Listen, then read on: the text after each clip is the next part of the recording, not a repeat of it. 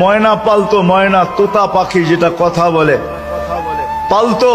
একদিন সকালে বাহির হইতেছে, ময়না বড় দামি হয়, অনেক দামি পাখি। তো বাহির হইতেছে, তো ময়না জিজ্ঞাসা করতেছে মালিক কোথায় যাবে?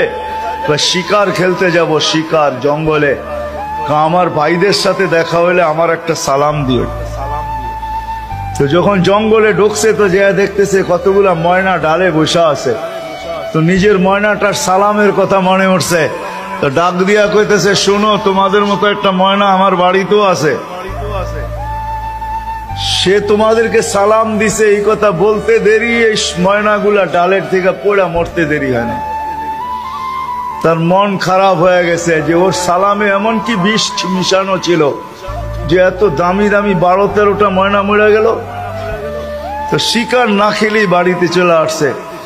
তো ময়না জিজ্ঞাসা করছে মালিক এত তাড়াতাড়ি ফিরলে, হাতে তো কোনো শিকার দেখি না।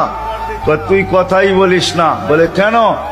তোর সালামে এমন কি বিষ ছিল যে তোর সাথীদেরকে সালাম দিতে দেরি, একটু মরতে দেরি হয় না।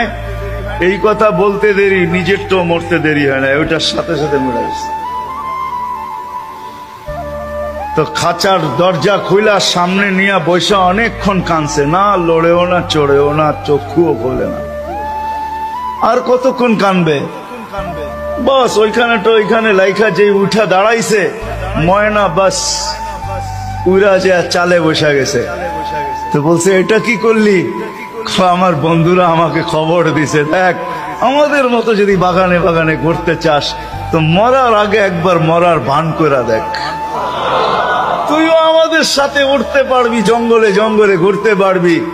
ওইটা মরা ছিল না, ও আমাকে চিঠি দিছে, চিঠি বার্তা